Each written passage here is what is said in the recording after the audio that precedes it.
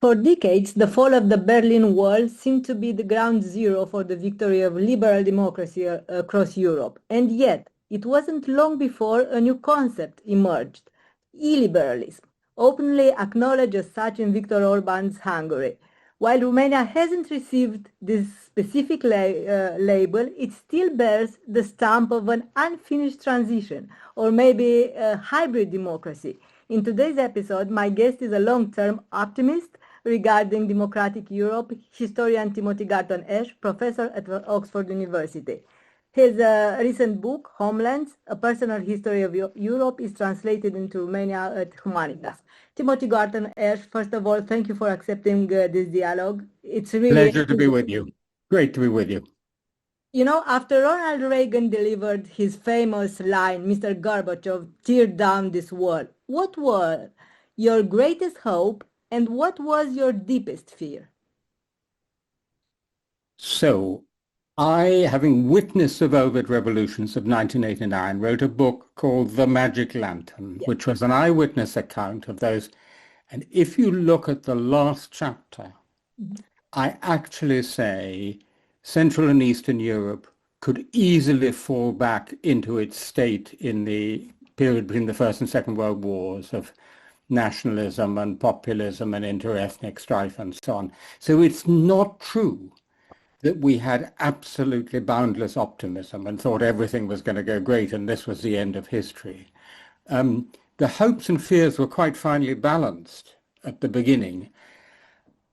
What I think happened is that when everything seemed to have gone so incredibly well, 2004, 2007, most of Eastern Europe in NATO and EU, that's when we started thinking history was going our way. And actually, it was exactly the moment when history was starting to kick us in the teeth. Yeah, you know, communist dictatorship fell in different way across the eastern states. A round table in Poland, a velvet revolution in Czech Republic, Czechoslovakia back then, a bloody revolution in Bucharest, although to this day, you know, we still hear theories of a coup d'etat or a perestroika that hijacked this popular movement. Do you think these different ways of breaking away from the communist dictatorship shaped the democratic regimes that followed, and looking back, which approach proved to be better? Without question, Velvet Revolution. I quote in my book Adam Michnik, the great Polish dissident, writing from prison in 1985, we've learned from history that those who start by storming Bastille will end up building new Bastille of their own. And so the way you proceed determines where you end up. So I think the fact that it was a negotiated revolution helped the better outcomes in East Central Europe. And of course, the great irony of 1989 is that when the fall of Ceausescu happened, with a little bit of bloodshed and a bit of gunfire, all the journalists in the world said, at last, that's a revolution. That's what a revolution looks like. It's violent. It's like 1917. And in fact, it is the least revolutionary of them all. And the one that was entirely peaceful was more revolutionary in its consequences. So one of my great arguments is that we now have two models of revolution. One is the French Revolution, and the other is the Velvet Revolution, 1789 and 1989. And I can tell you which one is better. I've done a couple of interviews with Adam Michnik. I share the admiration for him. You know, in our book, Europe lives in both the post-war and the post-war world. Are we still there? No. Those two periods, post-war and post-war. So post-war is, of course, Tony Judt, his description of the period after 1945. Post-war is my coinage for the period after the fall of the Berlin Wall. Those two periods ended together on the 24th of February 2022. With Crimea. With 2022, with the full-scale invasion. I wouldn't say with Crimea, that was maybe the beginning of the end, but with the full-scale invasion, because when we have a a full-scale interstate war, which, by the way, has lasted longer than the First World War, casualties coming close to 2 million, how can you talk about a post-war period when there's such a war going on? And I think we all know that, and you know this very well in Romania, that we're in a different world. Yeah. But there is a good news, at least. Viktor Orban has lost power in Hungary after nearly 2 decades, I believe. This is good news. However, the far right and populism in general are on the rise. Furthermore, Europe is labeled as an enemy not only by autocracies like Russia, but also by the new Trump administration and MAGA ideology. Where do you stand right now? Is this a turning point, and what choices do we need to make now? Well, first of all, I've got to tell you, I booked my ticket to Budapest this April many, many months ago, because having known Viktor Orban since 1988, I first met him 3 months after this bunch of students had set up Fidesz, and then he was our student in Oxford. I couldn't wait to see his fall, because the damage he has done to Europe and to liberty is just enormous.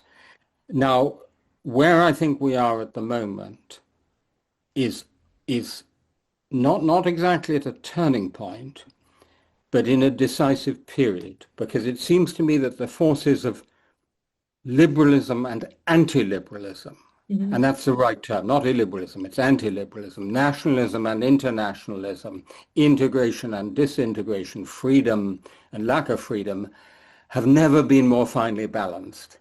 You know, we have a presidential election in Romania and we say, hooray, it's gone a liberal way. And then we have a presidential election in Poland and we say, oh no, what a disaster, it's gone the wrong way.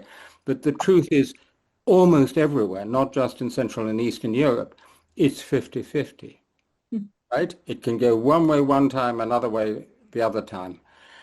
But in 5 years' time, say the end of this decade, I don't believe we'll be in this fragile equilibrium. I think either one bunch of forces will have the upper hand or the other will. And that's why it's not a turning point, but it's a decisive period. And what do you think? Where will this pendulum stop? If you put a pistol to my head and injected me with truth serum, I would say my hunch is that the anti-liberal forces, the forces of nationalism and disintegration, will gain the upper hand, at least in a 5 to 10 year time frame. But I also want to say it's entirely up to us. We have every possibility still of turning it round and making sure that the force of liberalism, of integration, of internationalism, of Europe prevail. It's up to us. But what I don't see is a sense of urgency, the kind of mobilization we had after 1945, and again, in a sense, after 1989.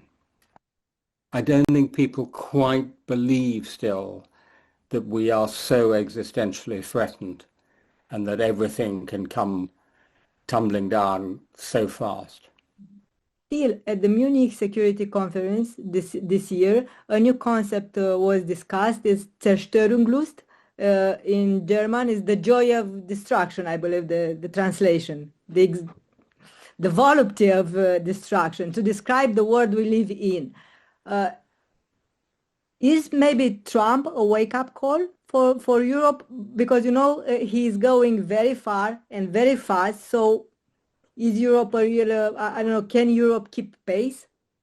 So I mean, two things. First of all, Zerstörungslust, which I think Tacitus might have mentioned in his Germaniae, or at least it may be a new concept, but it's a very old thing.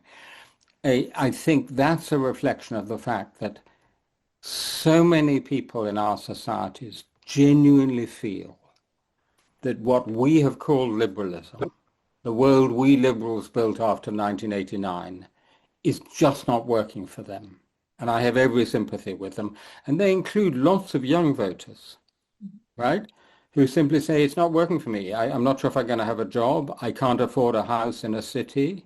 You know, this system is not working for me. That's why young voters are going to anti-establishment parties of right and left. So that's point number one. Point number two, on Europe, we face a completely unprecedented challenge. We're under attack militarily from Russia, politically from the United States, and economically from China. All three at the same time. We've never been in that place before. And all I can say, if that doesn't mobilize us to defend Europe and liberty, I don't know what will. But how should we handle the Trump administration? Because it fosters the far-right movement in Europe and remains a disruptive factor overall. Here in Romania, for instance, there is a prevailing view that security is primarily provided by the US, so we essentially just have to adapt. Is this a mistake or a flawed perspective, maybe? Well, first of all, that's a fact. I mean, it's a fact, and a fact we hadn't really sort of taken on board, that amazingly, for 77 years since NATO was founded in 1949, our security has fundamentally depended on the United States. And, you know, everything we've done in Europe has been under this American security umbrella. So in that sense, people are right. Where they're wrong, and I think here of the Polish president Karol Nawrocki, who says exactly the same thing, is to say, therefore, we should continue to rely entirely on the United States.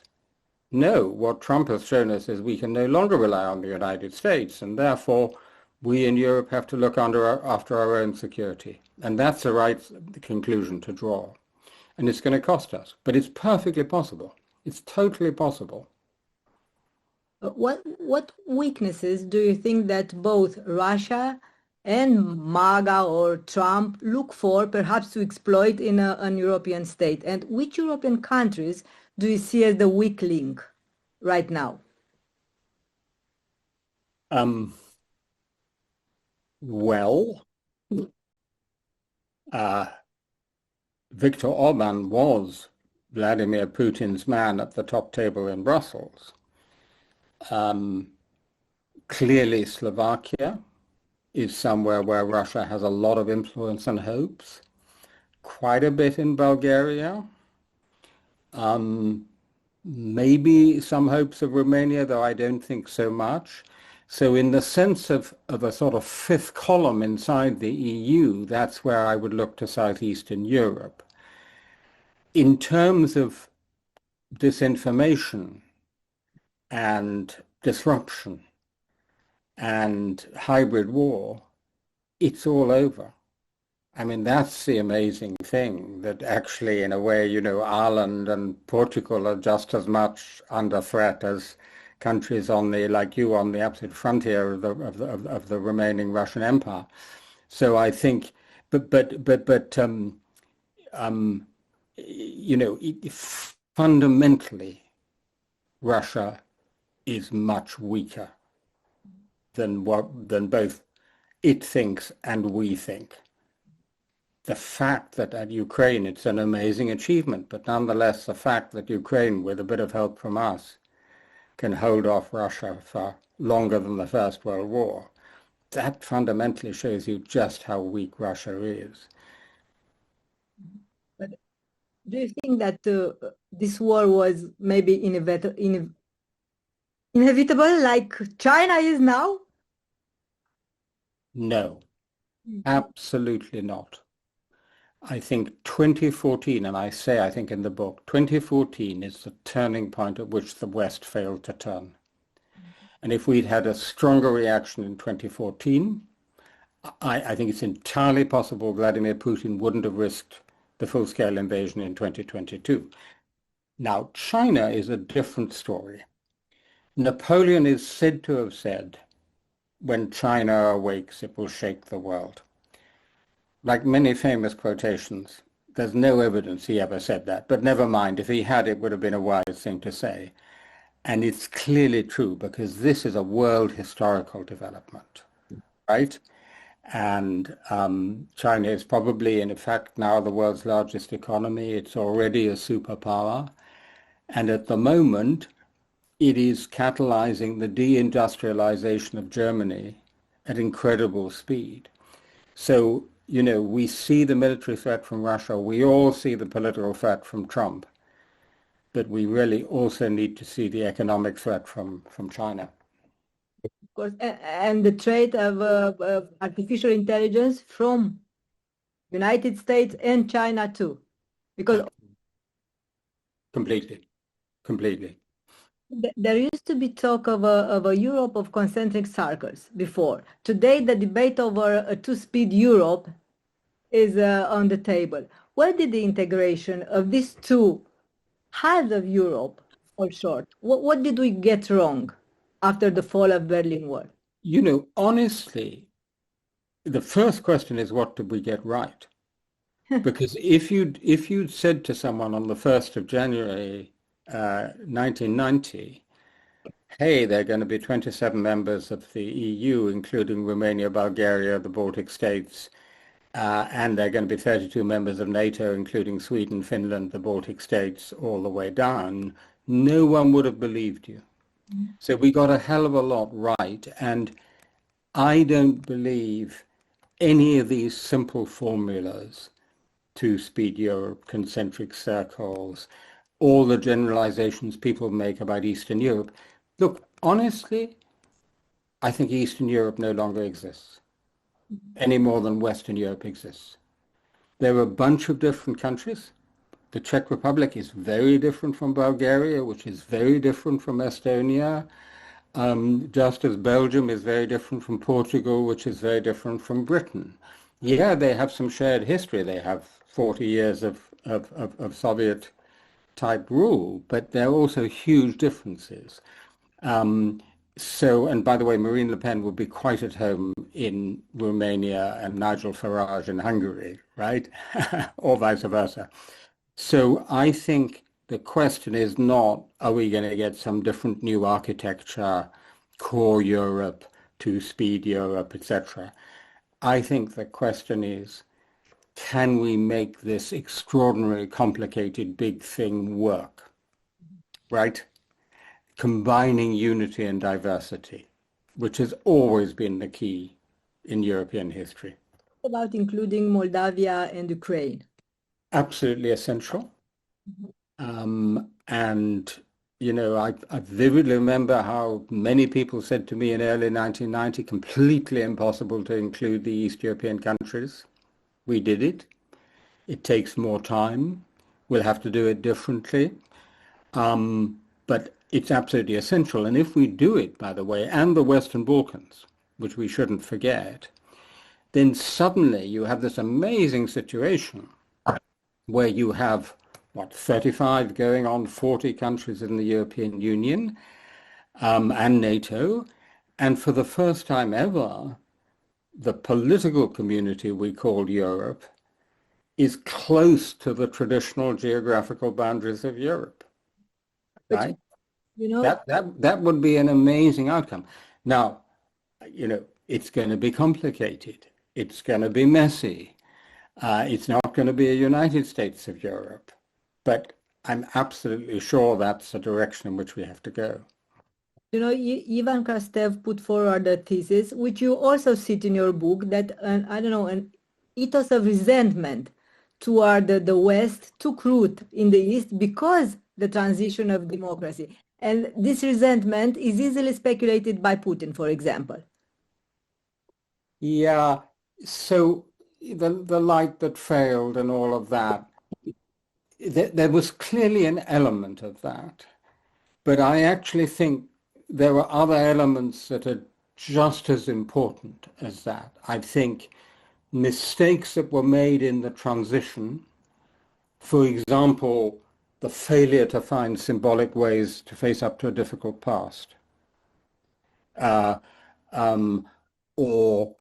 the failure of social policy. So there were a lot of losers from the transition. And, you know, there had to be, unfortunately, you know, making a market economy was going to be brutal. but the lack of respect and attention paid to the losers from the transition, those factors which are specific to the region because they're post-communist factors, seem to me as important as the resentment of the bad copy. Mm-hmm. Mm-hmm. Mm-hmm. In your book, you talk about politicians who made history. Who are the politicians today capable of making history? Maybe I'm looking at both malignant and positive figures. Do you see some such political figures in Europe today? Volodymyr Zelensky on the positive side, without question, with all his faults, and there are significant faults, and there's an authoritarian tendency, and there is corruption, but an extraordinary story. History would have been completely different if he'd taken the American offer of a lift out on the 24th of February 2022. So there, I think, is one importantly positive figure.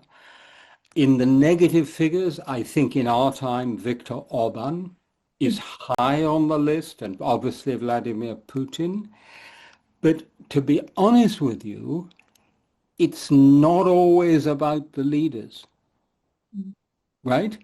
You remember the great exchange in Bertolt Brecht's Galileo Galilei when Galileo's disappointed disciple says, "Unhappy the land that has no heroes," and Galileo replies, "Unhappy the land that has need of heroes." And in a sense, the definition, I mean, Switzerland, if you like, doesn't need heroes. It did back in the day with Wilhelm Tell. And so in normal, prosperous, peaceful times, you're not necessarily looking for these great leaders. You didn't tell me how should we handle the Trump administration. How should we handle Donald Trump? So excruciating as it is, and it's yet another reason why I'm very glad I'm an intellectual and not a politician.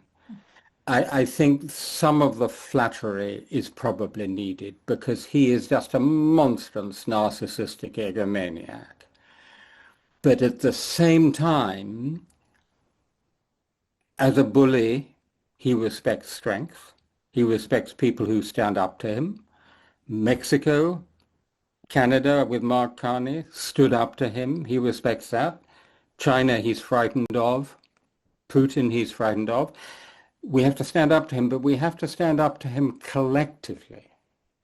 Because no single European country, not even Germany, is big enough to do it on its own. And so the key point here is solidarity. On our own, we're all small countries, even Germany and France and Britain. But together we're a giant. So Moldavia and Ukraine in European Union. What about Canada?